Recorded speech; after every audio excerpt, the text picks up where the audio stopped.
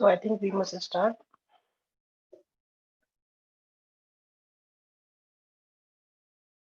Yeah, sir. Okay, so now today we are going to discuss about the corrosion, which is also one of topic in our syllabus. और corrosion को अगर हम देखें तो अपने practical life में भी हम corrosion बहुत feel करते हैं wherever we are having some kind of components, especially containing the iron. Okay, तो corrosion practical use में भी बहुत है हमारे daily life में भी हम देखते हैं. तो यहाँ पर कुछ क्वेश्चंस इशू हो क्वेश्चंस हैं जो रेज हो रहे हैं. Why does corrosion occurs? What metals are most likely to corrode? How do temperature and environment affect corrosion rate? And how do we how do we suppress corrosion? Okay, तो here are four questions जो कि हमारे corrosion से related है और इसी में पूरी corrosion की थ्योरी छिपी हुई है. तो सबसे पहला मुद्दा यहाँ पर ये आता है कि corrosion है क्या. ओके, तो corrosion कुछ तो हम देख के भी बता सकते हैं कि corrosion क्या है.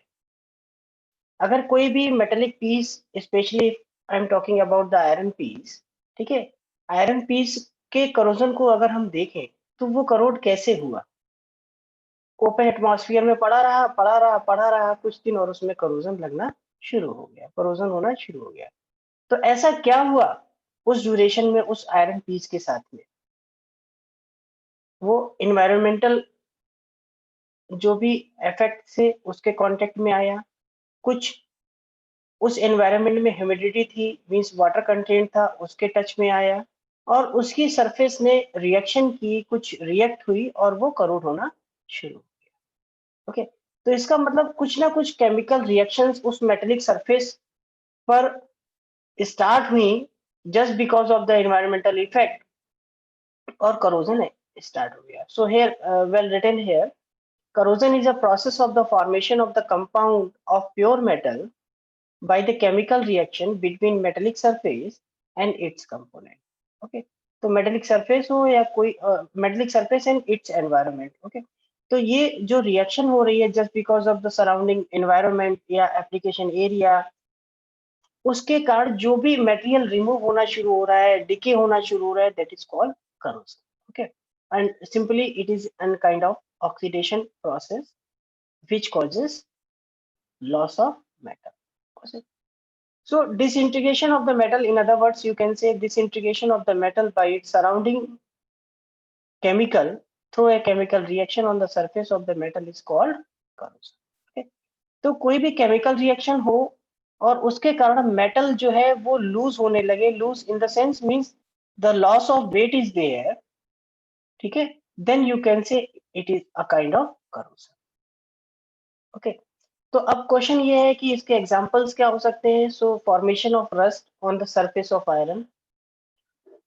इन case of copper there is a kind of green film formation.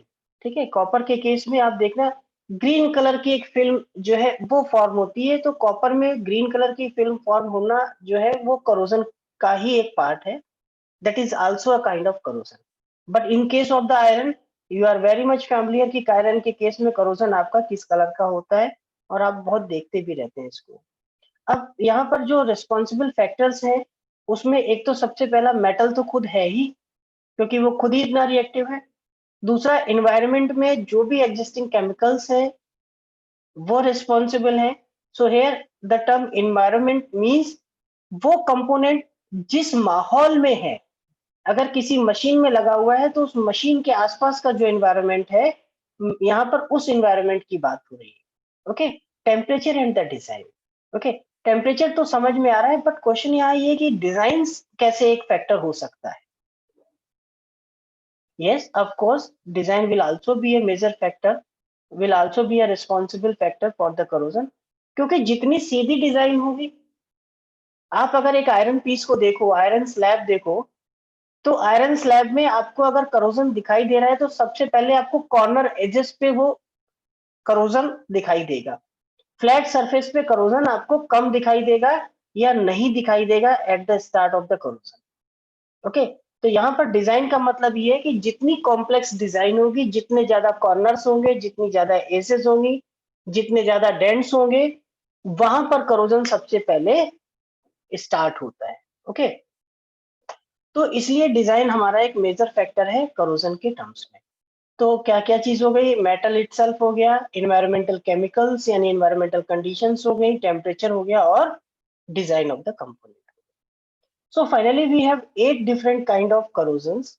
Okay, if we want to classify the corrosion, तो हमारे पास 8 different kind of corrosion है, जिनमें कि यूनिफॉर्म corrosion बहुत यूजुअली पाया जाता है, pitting corrosion, ट्रांसग्रेनुलर और इंटरग्रेनुलर।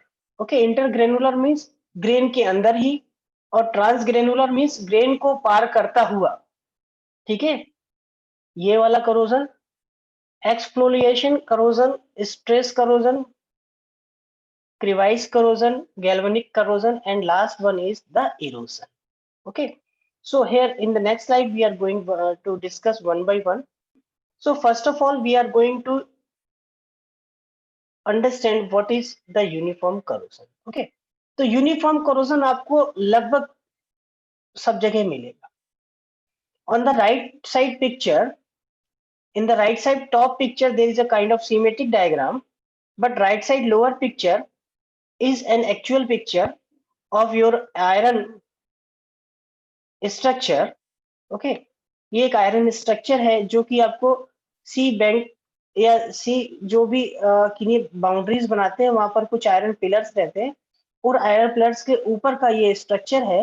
अब आप ये देखो कि ये सी के एनवायरनमेंट में है, सी के क्लोज में है, तो कितना सॉल्टी एनवायरनमेंट होगा वहां पर। और आप यहाँ पर देख सकते हो इसका ये जो डोम है, यहाँ पर आपका जो भी करोजन है that is a kind of uniform corrosion. Means पूरे सरफेस में अगर आपको करोजन दिखाई दे रहा है then you can say it is a kind of uniform corrosion. और पूरी सरफेस में होगा तो इसका जो एरिया होगा वो कम होगा। Okay, in the terms of, if we are talking in the terms of this particular dome, तो यहाँ पर जो डायामीटर होगा वो कम होगा। ओके, सो फाइनली छोटे छोटे पिट्स, इन हिंदी छोटे छोटे गड्ढे, डेंट जो है वो छोटे छोटे डायामीटर के यहाँ पर डेवलप हो जाते हैं और पूरे सरफेस में एग्जिस्ट करते हैं। तो इस प्रकार की कंडीशन जब कभी आपको दिखाई दे then you can say this is a kind of uniform corrosion. Okay, छोटे छोटे पिट्स, स्मॉल डायमीटर के पिट्स, ठीक है, और उनका अगर हम डायमेंशन की बात करें तो माइक्रोमीटर में उनकी डायमेंशन होगी। और ये धीरे धीरे हमारे मटेरियल का जो थिकनेस है या जो हमारे मटेरियल का जो वेट है उसको डिक्रीज करते हुए चले जाते हैं, क्योंकि ऊपर ऊपर से हमारी परत एक एक करके या धीमे धीमे वो उतना एरिया रिमूव होता हुआ चला जाएगा। तो मटेरियल रिमूव हुआ या उतना एरिया रिमूव हुआ मीन्स मटेरियल रिमूव हुआ, और मटेरियल रिमूव हुआ इट मीन्स उसकी जो थिकनेस है या जो उसका डायामीटर है कोई ना कोई एक मेजरमेंट जो है वो उसका कम होता हुआ चला जाता है। ओके, तो ये पूरा जो है ये आपका यूनिफॉर्म करोजन कहलाता है, और इसका मेजरमेंट भी कर सकते हैं इजिली हम। वेट लॉस कितना हुआ उसके बेस पे हम इसका मेजरमेंट भी कर सकते हैं। ठीक है, मास कितना रिड्यूस हुआ उसके हिसाब से भी देख सकते हैं। another two picture another one picture of two nut and bolts is shown at the bottom of this particular slide. यहाँ पर भी देखो आपको पूरा एरिया नट और बोल्ट का कवर है आपके करोजन से। So this kind of corrosion will be consider as a uniform corrosion. Pitting corrosion, ठीक है, पिटिंग करोजन के केस में कुछ पर्टिकुलर लोकेशंस पे आपके ये एग्जिस्ट करते हैं और थोड़ी सी इन डेप्थ मटेरियल को रिमूव करते हैं। जैसे कोई आपका कंपोनेंट है, you can see one schematic diagram on the right side of this particular slide. So one schematic diagram, one schematic block, block is not square, rectangle block is there, and you can see one pit is here and another pit is at this particular point. Okay, तो यहाँ पर pitting corrosion में छोटे छोटे pits होते हैं, but उनकी जो depth होती है वो उनके डाया से बहुत ज्यादा होती है। If you want to see this particular distance and this particular depth, okay, तो ये जो भी इसका डाया है, जो भी इसका ऊपर का सरफेस एरिया है उससे ज्यादा इसकी डेप्थ होती है। Okay, same thing will also be applicable at this particular pit. तो इस केस में आपके ये जो पिट्स है ये मटेरियल को कुछ पर्टिकुलर लोकेशंस पे इफेक्ट करते हैं और वहां से ये इसको करोड करते हैं। थ्रू आउट द मटेरियल या थ्रू आउट द सरफेस आपका मटेरियल जो है वो करोड नहीं होता। ठीक है, here some other schematic diagrams are also available on your screen, जिसमें कि डिफरेंट पिट्स लिए गए हैं और वो पिट्स मटेरियल में किस तरीके से हमारे करोजन को प्रोसीड करते हैं, प्रोपोगेट करते हैं, वो यहाँ पर दिखाया गया है। This way you can see narrow and deep, okay, elliptical is there, wide shallow, subsurface, undercutting kind of, horizontal kind and kind of vertical, okay। तो इस टाइप के हमारे पिटिंग करोजन हो सकते हैं, मींस ऊपर सरफेस में तो छोटा सा होगा बट अंदर बहुत ज्यादा उसने मटेरियल रिमूव कर दिया। नेक्स्ट वन इज द ट्रांसएंगुलर और इंटरग्रेनुलर, मींस दो ग्रेन को कवर करता हुआ भी आगे जा सकता है और ग्रेन ग्रेन के अंदर भी रह के भी हमारा करोजन हो सकता है। मींस अब हम माइक्रो स्ट्रक्चरल बेसिस पे करोजन की बात कर रहे हैं, अभी हम मैक्रो स्ट्रक्चर बेस में बात कर रहे थे मैक्रो लेवल पे, अब माइक्रो लेवल पे बात कर रहे हैं जहां पर ग्रेन लेवल पे करोजन होगा, that will be consider as a transgranular और intergranular kind of corrosion, okay. तो जब एक पर्टिकुलर ग्रेन के अंदर करोजन हो, मटेरियल रिमूव हो, then you will say that it is kind of intergranular. Trans means grain को पार करता हुआ दूसरे ग्रेन की तरफ बढ़ रहा है या दूसरे ग्रेन को भी उसने कवर कर लिया है, so then it will be known as the transgranular. One another microstructure of corroded material is shown at this particular point. So here this is the upper surface. So from this particular surface you can see some corrosion, some layer of the corrosion is there. Then corrosion is also propagating along with the grain boundary. Okay, और आप देखो कुछ यहाँ तक आपका corrosion जो है वो स्प्रेड हो चुका है, ये पूरा ग्रेन उसने कवर कर लिया है, इस ग्रेन के अंदर वो आ चुका है। ठीक है, इस ये एक ग्रेन था आपका, इस ग्रेन के अंदर भी उसने अपनी एंट्री ले ली है, ये पूरा ग्रेन उसने कवर कर लिया है। So this way somewhere it is inside the grain and sometime it is across the grain, okay। So in this situation your corrosion will be known as the transgranular or intergranular corrosion, okay। Actually it is of 2 or 3 different kinds, तो उसका explanation यहाँ पर लिखा है कि grain boundary से होकर जा रहा है तो क्या है क्यों है, और ग्रेन को इंटरसेप्ट करता हुआ जा रहा है तो क्या है क्यों, ओके।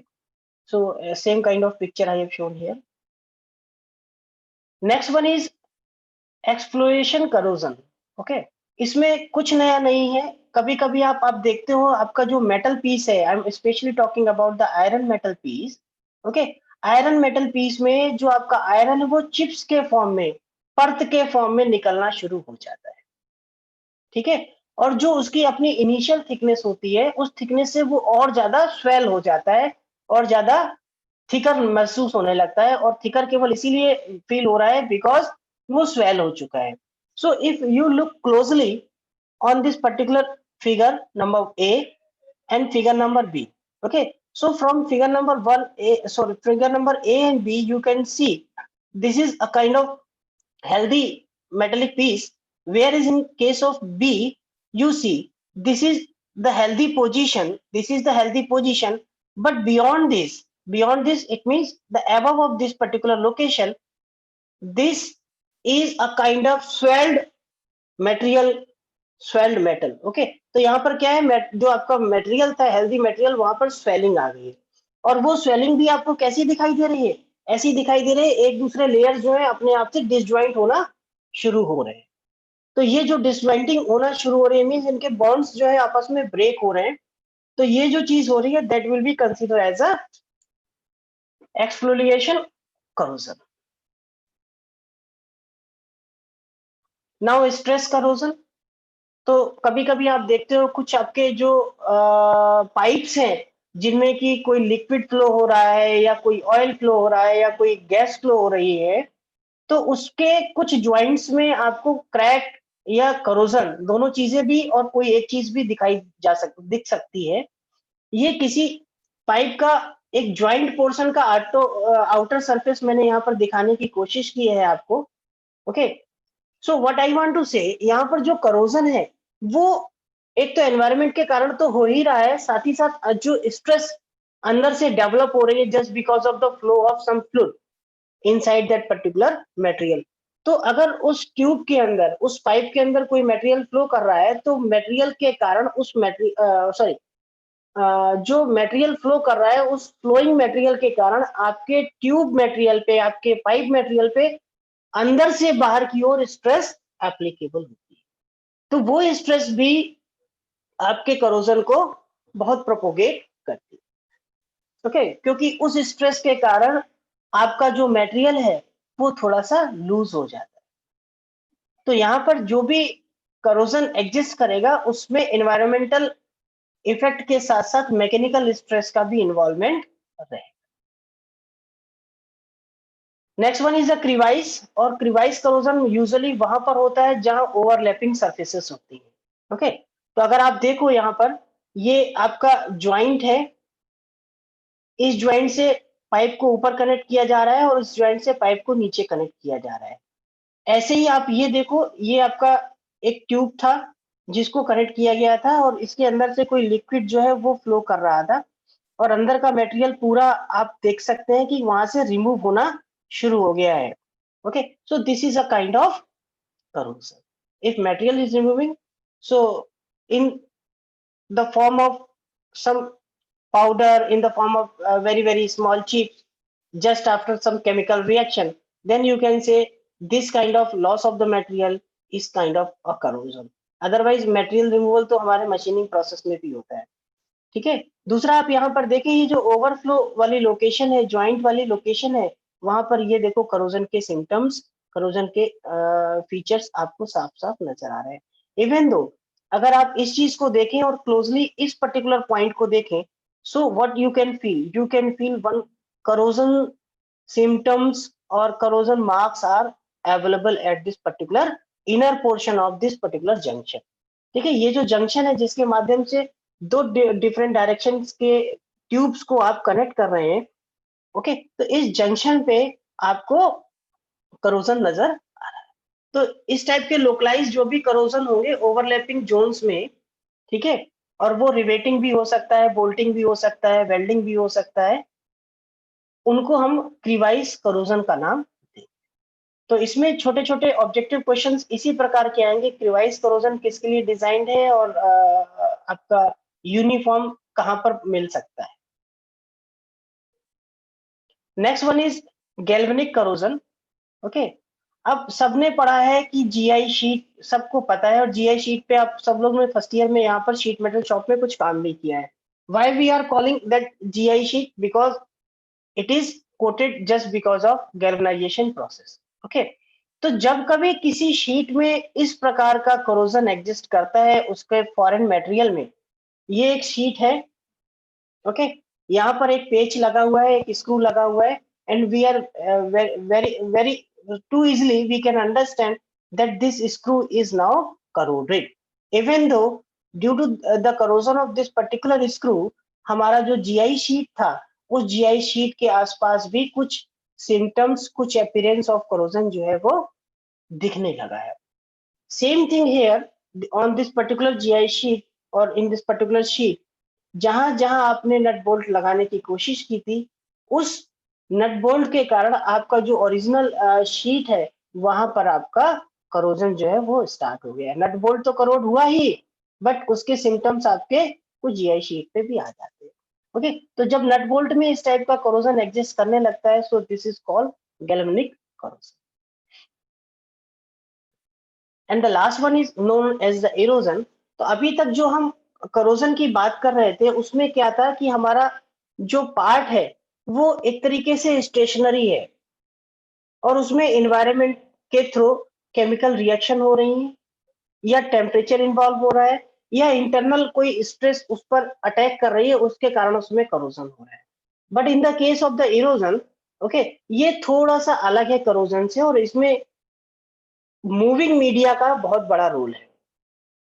ठीक है, कभी कभी क्या होता है, आप देखते हो कि जो भी कुछ पाइप्स होते हैं, बड़े पाइप जिनके की थ्रू वाटर मूव कर रहा है एक प्लेस से दूसरे प्लेस, या ऑयल मूव कर रहा है from one place to another place, okay, तो वहां पर कंटिन्यूसली एक लिक्विड मीडिया चाहे वो एक केमिकल हो, चाहे वो एक ऑयल हो, या एक वाटर, ड्रिंकिंग वाटर भी हो सकता है ना।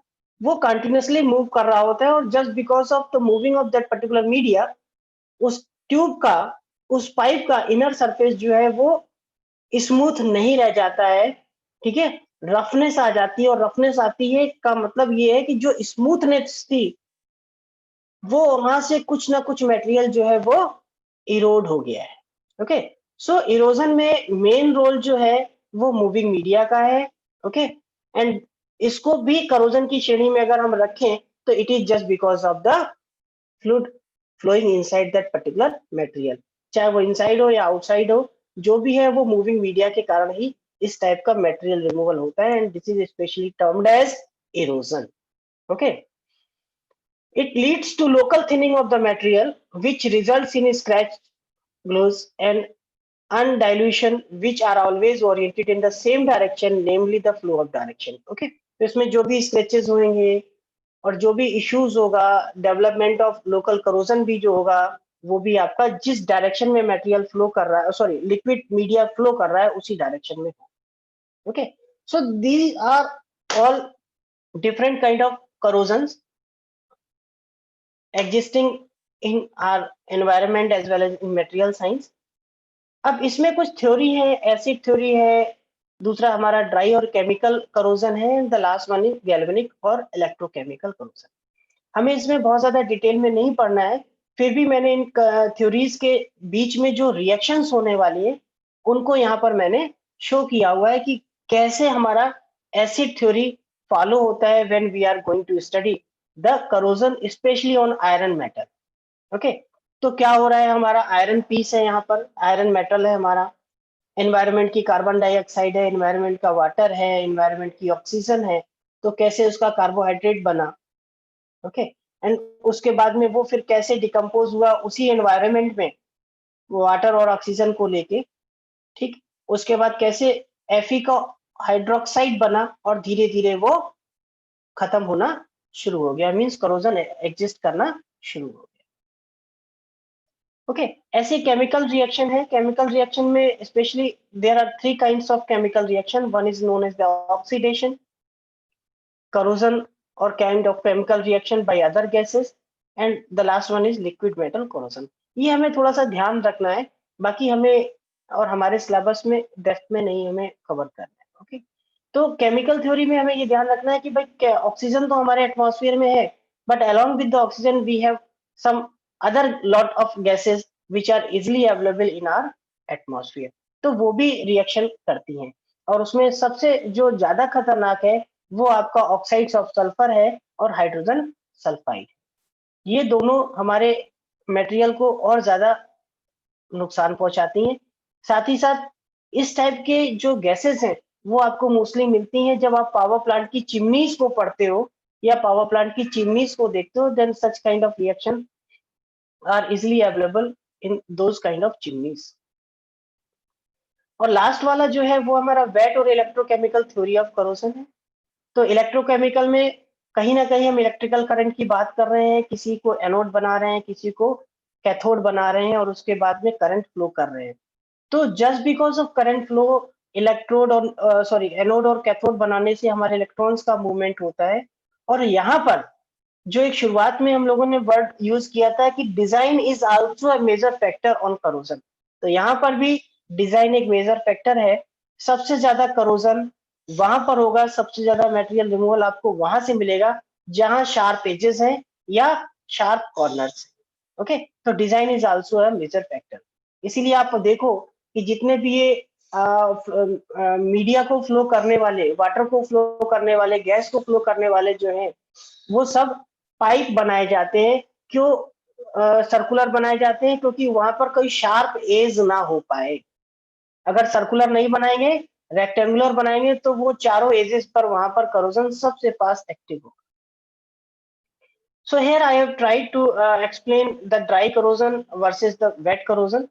So with this particular slide you can understand कि dry corrosion कुछ directions में, कुछ factors में फिर भी comfortable है, फिर भी beneficial है as compared to the wet corrosion, because dry corrosion is a kind of slow process, whereas Wet corrosion is a kind of rapid process. Okay. तो यहाँ पर इलेक्ट्रोलाइट प्रोसेस को मैंने जस्ट फॉर योर इंफॉर्मेशन समझाने की कोशिश की है with the help of some equations. Okay, so as we are not having a kind of online exam or that kind of offline examination, we are having online examination. So these kind of questions will not be come कि equation नीचे वाली सही है या ऊपर वाली सही है, इस टाइप से नहीं होगा. But from theory, lot of objective questions can be designed. Okay. यहाँ पर आप देखो corrosion as an electrochemical process दिया गया है आपको. उसके बाद कैथोडिक प्रोटेक्शन हम कैसे कर सकते हैं corrosion का, वो बताया है कि अगर स्टील पाइप है तो उसमें कैसे हम एक एक्स्ट्रा लेयर यूज करके हम उसको प्रोटेक्ट कर लें. और उसके बाद में मैंने लास्ट में बताने की कोशिश की है कि what is polarisation and its effect on corrosion. Okay, तो ये थोड़ा सा थ्योरेटिकल वे में मैंने लिखा है जिससे कि आप इसको अगर पढ़ेंगे तो कुछ भी अगर ब्रेक करके क्वेश्चन पूछा जाएगा तो आप बता सकोगे. ठीक है, कि पोलराइजेशन क्या है, और पोलराइजेशन में अगर हम एनोडिक पोलराइजेशन की बात करें तो एनोडिक कब कहेंगे और कैथोडिक पोलराइजेशन कब कहेंगे, नेगेटिव टर्मिनल क्या होगा, पॉजिटिव टर्मिनल क्या होगा, पोटेंशियल शिफ्ट किसे कहते हैं. So this kind of information you can extract from this particular slide. Okay, so अभी तक ये तो समझ में आ ही गया होगा कि करोजन क्या है, करोजन कितने प्रकार का होता है, मेनली करोजन क्यों हो रहा है, कौन कौन सी गैसेज इन्वॉल्व हैं. ओके, अब यहाँ पर मुद्दा आता है जो कि शुरुआत में हम लोगों ने देखा था कि यहाँ कुछ फैक्टर्स तो इन्वॉल्व हैं, बट थॉरली अगर हम देखें तो कौन कौन से वो फैक्टर्स हैं. Those factors are listed at this particular slide. Nature of the metal, भाई मेटल अगर स्टील काइंड का होगा तो स्टील का तो नेचर ही नहीं है, उसमें ऑलरेडी एक कोटिंग हम करके रखे हैं या ऑलरेडी उसमें हमने क्रोमियम मिक्स करके रखा हुआ है, तो मटेरियल का नेचर जो है वो करोजन से दूर चला गया. Second one is the environment. ठीक है, एनवायरमेंट, किस एनवायरमेंट में हमारा मेटल यूज किया जा रहा है, that is also an important factor. ठीक है, अगर आपको क्लोरीन को फ्लो करा के एक इस पोजीशन से दूसरी पोजीशन में ले जाना है तो आपको डेफिनेटली पाइप लगे, और पाइप के थ्रू अगर आपने क्लोरीन प्रोवाइड फ्लो कराई तो क्लोरीन इज रिएक्टिव. और अगर Fe का पाइप है आपका, आयरन मेड पाइप है और उसमें कोई कोटिंग नहीं है तो बहुत जल्दी वो ज्वाइंट से, ज्वाइंट का मतलब एक लेंथ में तो पूरा एक जगह से दूसरी जगह आप नहीं पहुंच जाओगे, कहीं ना कहीं आपको पाइप्स को ज्वाइंट करना पड़ेगा. तो जहां ज्वाइंट्स हैं वहां पर सबसे पहले आपके करोजन स्टार्ट हो जाएगा. कंसंट्रेशन ऑफ इलेक्ट्रोलाइट, और जो केमिकल आप उसमें फ्लो करा रहे हो या जिस एनवायरनमेंट में वो कोई कंपोनेंट है, उस एनवायरनमेंट में अगर कोई केमिकल है या केमिकल उस मटेरियल के अंदर से पास हो रहा है तो उस केमिकल का कंसंट्रेशन क्या है, कितना प्योर है. अगर ज्यादा प्योर केमिकल है तो जल्दी करोट करेगा, अगर वो डाइल्यूटेड केमिकल है तो थोड़ा सा ज्यादा समय में वो करोट करेगा. टेम्परेचर, हाई टेम्परेचर पे करोजन और इजी हो जाता है. करेक्ट.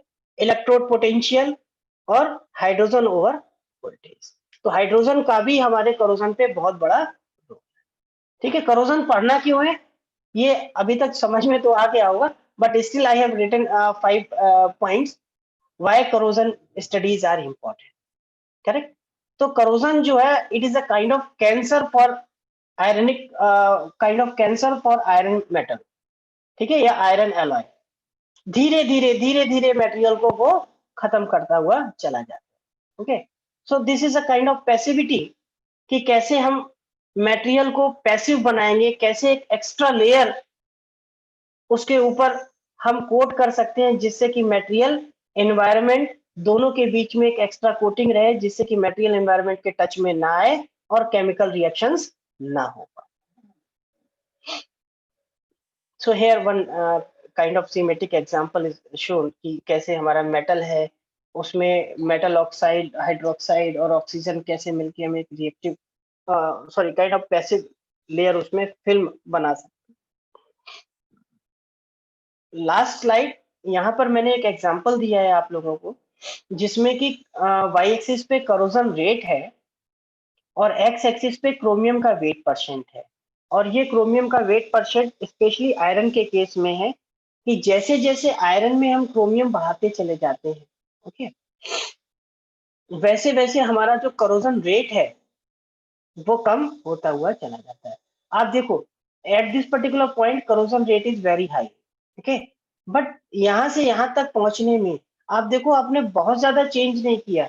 यहाँ पर आप अराउंड 8.2 वेट परसेंट क्रोमियम पर थे, और यहाँ पर आप क्या हुए, 9.2 वेट परसेंट क्रोमियम के आसपास। Means 1% chromium, 1 wait percent chromium enhance करने से आपका जो करोजन रेट है वो 8 मल्टीप्लाइड बाई 10⁻³ से लेके 2 मल्टीप्लाइड बाई 10⁻³ हो जाता है। Okay, so it means addition of chromium in Fe based alloy is more beneficial to resist your corrosion, okay, or the corrosion resistance improve by adding your chromium in your iron, okay. So this is all about your corrosion related to your syllabus.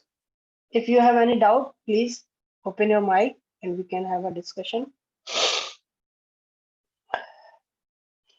Sir जो sir हमने वो पढ़ा था intergranular and transgranular, उसमें हाँ, sir जो हमारे corrosion मतलब हो रहा था, मतलब वो ग्रेन लेवल से हो रहा था। तो सर इतने मतलब माइक्रो लेवल पे वो स्टार्ट कैसे हो गया? मतलब सरफेस पे सर स्टार्ट एक मतलब पॉसिबल है, बट वो सर ग्रेन तक मतलब कैसे सबसे पहले वहीं से इनिशिएट हो रहा है? सरफेस पे भी तो ग्रेन है बेटा।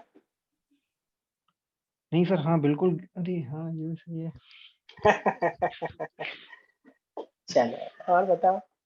नहीं, अच्छा रहा, कम से कम कोई सोच तो रहा है। मेरे को तो ये लगता है कि आउट ऑफ 30 स्टूडेंट्स केवल हमारे 4 बच्चे कुछ इंटरेक्ट होते हैं हमारे साथ, बाकी तो कोई मुद्दा ही नहीं है। तो इसका मतलब ये है कि कोई सुन तो रहा है मेरी आवाज को। खैर चल, सर ओके, हाँ सर गैल्वेनिक कोरोजन में सर ये जो फर्स्ट लाइन लिखा जैसे लिखा हुआ है हमारा कि when two dissimilar metals are in direct contact in a conducting liquid experience shows that one of the two will corrode. ये लिक्विड सर समझ नहीं, कंडक्टिंग लिक्विड यहाँ कहाँ से? ये जो हमारा बारिश का पानी है या हमारा एटमॉस्फेयर का पानी है या हमारे आसपास घर का जो पानी है, ये पानी भी तो हमारा कंडक्टिंग हो सकता है ना। घर का पानी कंडक्टिंग नहीं होता है क्या, एसिडिक होता है ना। तो अब वहां पर आप कह रहे हो 2 डिसिमिलर, तो आप देखो जहां पर टीन शेड पड़ी हुई है, जीआई शीट की टीन शेड से कहीं घर की छतें बनती हैं। Yes sir, yes sir. तो उन टीन शेड को होल्ड करने के लिए हम क्या करते हैं, नीचे हम आई सेक्शन लगा देते हैं, वो भी आयरन का होता है, और उसमें इस टाइप का कुछ हुक लगा देते हैं, यस सर। करेक्ट। तो जो हुक लगा रहे हो वो भी अलग मटेरियल का है, ओके सर। ठीक। जीआई शीट अलग मटेरियल की है, यस सर। जीआई शीट आपकी कोटेड है, ठीक है। तो जो उसकी आउटर पेरिफेरी है, आउटर कोटिंग है, वो अलग हो गई, और जो आपने हुक लगाया है वो अलग हो गया। दोनों डिसिमिलर हो गए कि नहीं हो गए? Yes sir. और उनके बीच में आपके पानी ने फेल कर दिया, कोरोजन हो गया। Yes sir, yes.